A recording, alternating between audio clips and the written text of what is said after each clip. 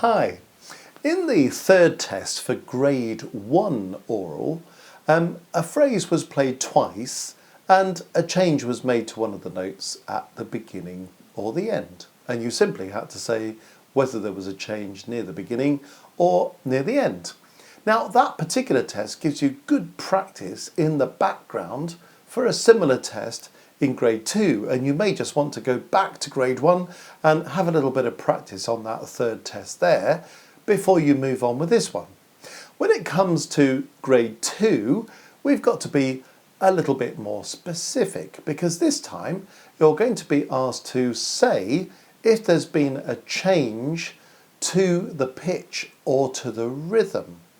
Okay, so the pitch is the melody, the notes that are actually used, whether they're high notes or low notes, whether the melody is going up or going down, that's all about pitch. And the rhythm, of course, is about the length of notes. So you've really got to think, now, has the pitch of one of the notes changed, or is it the rhythm that's changed? In which case you'll hear that maybe there's a longer note followed by a shorter note, or where there was a longer note followed by a shorter note, we've now got two even notes.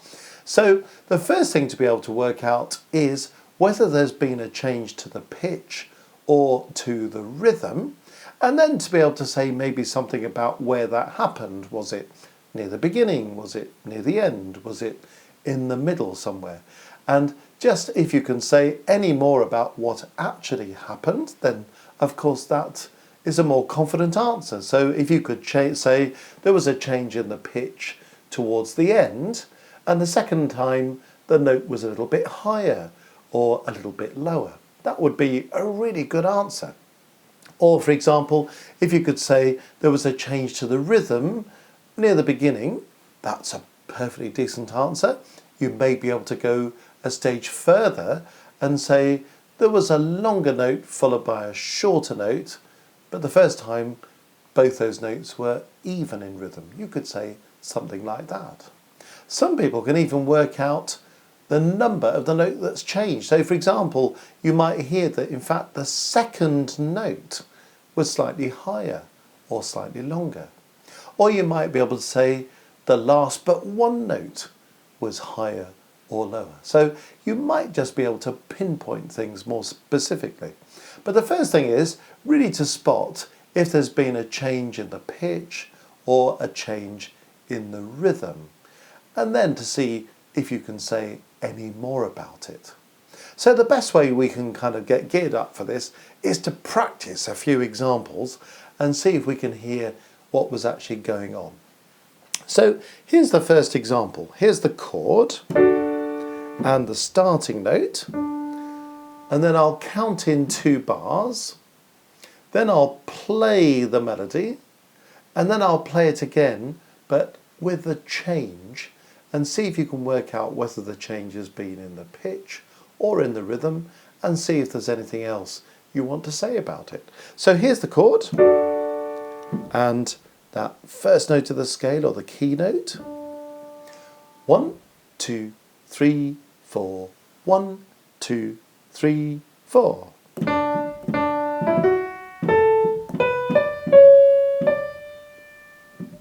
And now with the change.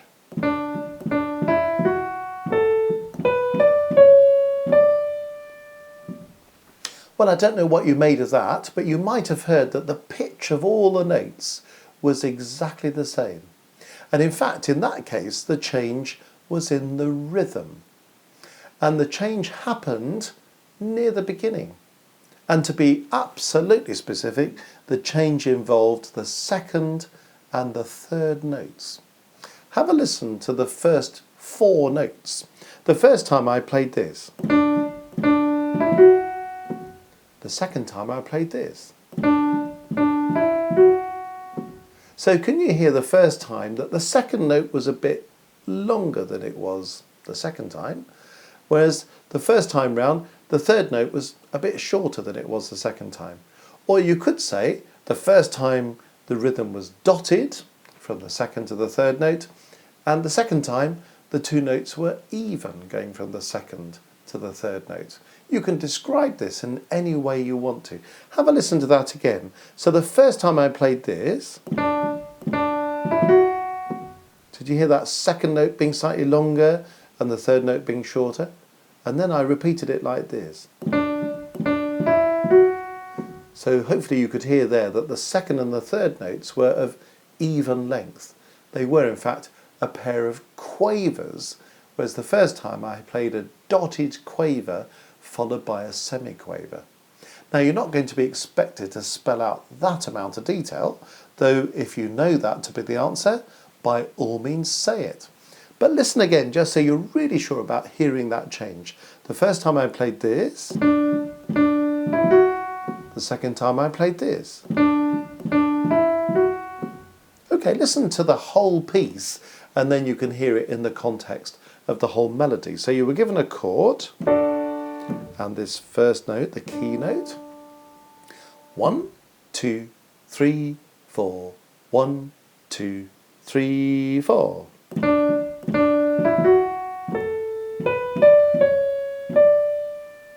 And now with the change.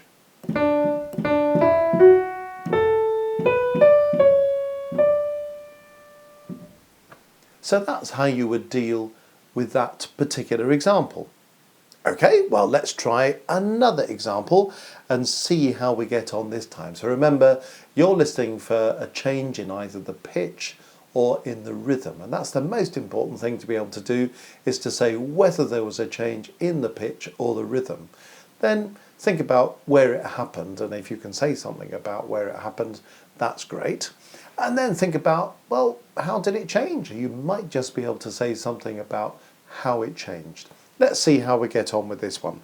Here's a new chord, and here's the first note, and I'll count in 1, 2, 1, 2.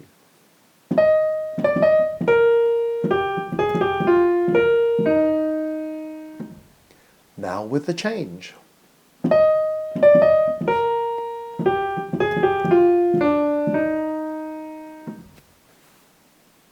What do you think?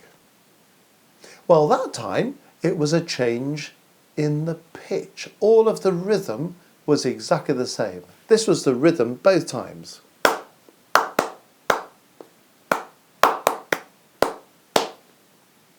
But there was one change in the pitch, and it happened at the end. In fact, it was the last but one note, what we sometimes call the penultimate note, but the last but one note, and the second time it was lower.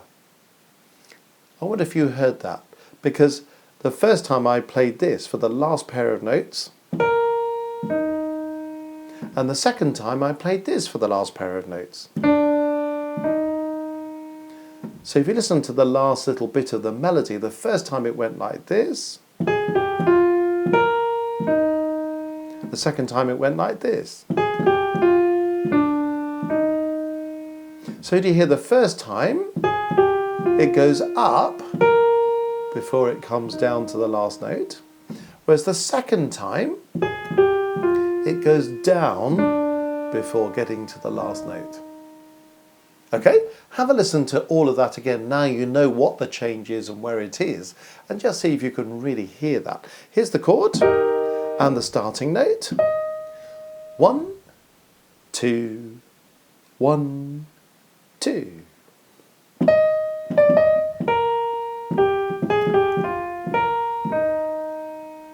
Now with the change.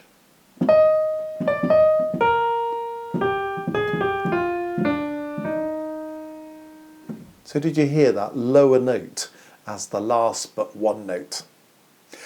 Good, let's move on to another example. Here is the key chord and the starting note. 1, 2, 3, 1, 2, 3.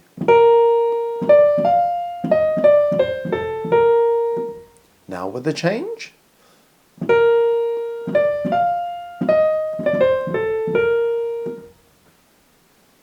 Now I wonder if you spotted the difference there. Well, this time the change was in the middle of the piece really, and it was a change in the rhythm. Where we had even notes the first time, we had uneven notes for two notes the second time. We had one note that was slightly longer than it was before, followed by a note that was slightly shorter than it was before. Or you could say the first time the notes were even in rhythm, the second time there was a dotted rhythm. Now I wonder if you could actually hear where that happened. If I play the second half of that melody, the change occurs right at the beginning of the second half. Or you could say it happened at the beginning of the second bar if you want to. Have a listen to that second bar now. This is what I played the first time. This is what I played the second time. So can you hear that first note is longer and the second note is shorter, and it creates what we call a dotted rhythm. The first time it was 1 and 2 and 3. The second time it was 1 and 2 and 3. Did you hear that second note came later, didn't it? Listen again. And with the change. Now listen to that in the context of the whole melody. Here's the chord and the first note. 1, 2, 3, 1, 2, 3. Now with the change.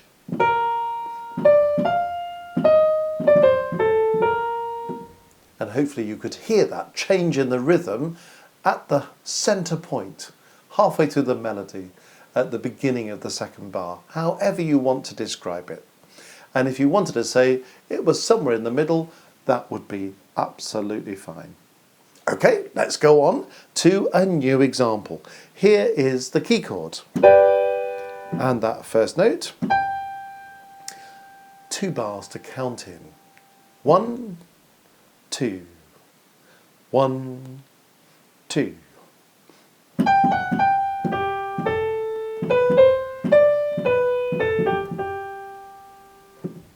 Now with the change.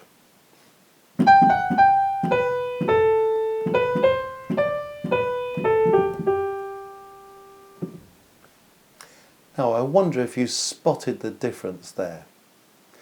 I'll play it again just in case you missed it the first time. Here's the chord and that starting note. 1, 2, 1, 2.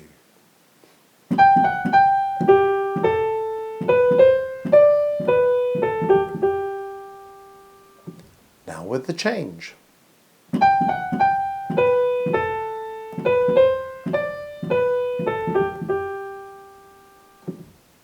Well, the rhythm was identical both times, wasn't it? So there was definitely a change in the pitch. And it was near the beginning. In fact, to be absolutely precise, it was the 4th note that was different in pitch. Now let's have a listen to what happened. The first time I played this. The second time I played this. So can you hear the second time the 4th note was higher than it was the first time? Now that would be a brilliant answer, but if you could say there was a change in the pitch near the beginning, that would be fine. If you could say with confidence that the second time the note was higher, that would be a brilliant answer. And if you could really pin it down and say it was the 4th note that experienced a pitch change and the second time it was higher, that would be a really super answer. Have a listen to that again. The first time I played this. The second time I played this. So let's listen now to the whole melody. Now we know where that change is, just so we can really hear what happened. Here's the chord and the first note. 1, 2, 1, 2.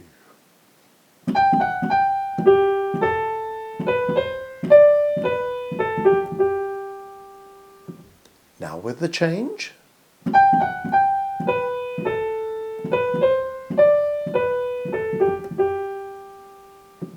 So hopefully you could hear that 4th note with the pitch change.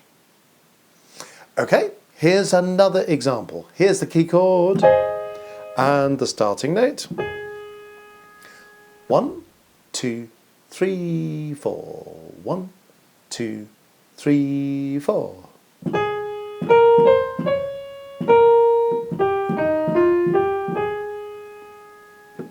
And now with the change.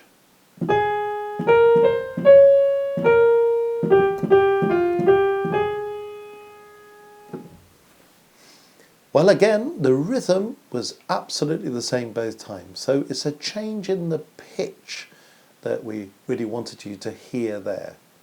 And the change in the pitch happened near the end. It was nearer the end of the middle, if you like. That would be one way of talking about it. Or you might have heard that it was near the beginning of the second bar of the music. Or you could say, well, it wasn't the last note, it wasn't the note before the last note, it wasn't the note before that, but it was the note before that. That would be another way of going about it. That's a little bit tricky, isn't it? Okay, let's listen to it again though and see if we can just hear that. Here's the chord and the starting note. 1, 2, 3, 4. 1, 2, 3, 4.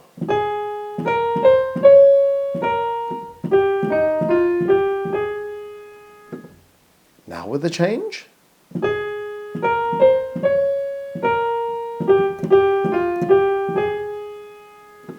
Hopefully you heard it there just at the point where we mentioned near the beginning of that second bar, or just after the middle, or just a few notes from the end. The second bar went like this the first time, and the second time it did this. So you can hear the pitch change on the second note of the second bar. Now you could just say, well, instead of going down, the second time I played the first note twice. The first time I did this, the second time I did this. So the first time it was, and the second time it was this.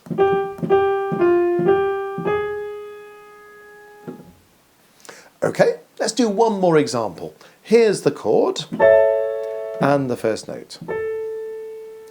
1, 2, 3, 1, 2, 3.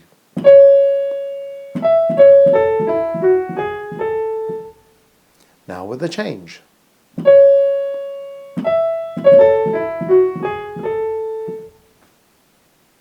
I wonder what you made of that. Well, that was a rhythm change, a change in the rhythm. And it happened near the beginning. Listen again. 1, 2, 3, 1, 2, 3.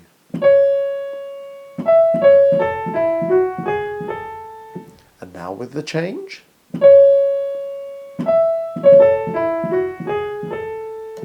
Did you hear that change in the rhythm? It was actually on the second and the third notes. The first time, the second and the third notes were even in rhythm.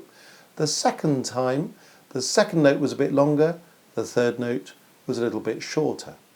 Or you could have said, at the end of the first bar the first time, there were 2 even quavers, and the second time, the rhythm was dotted. Listen again to the beginning, just so you're really sure about that. The first time I played this, 1, 2, 3, and 1. The second time I played this, 1, 2, 3, and 1. Do you see what happened there? There was just a dotted rhythm, or you could say the second note was longer the second time, the third note was a little bit shorter. Listen to the whole example. Here's the chord, the starting note. 1, 2, 3, 1, 2, 3.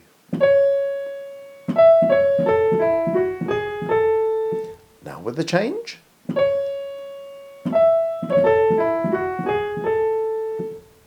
So you can hear that change in the rhythm. Well, I hope that's given you some really useful practice in just trying to work out whether the change was in the pitch or in the rhythm, and a bit of practice in saying where that change happened and what kind of change you heard. And you could play this over as many times as you'd like to, just to get practiced in doing that particular test. So that was the Spot the Difference test for grade 2. Come back soon and we'll work through the last test together.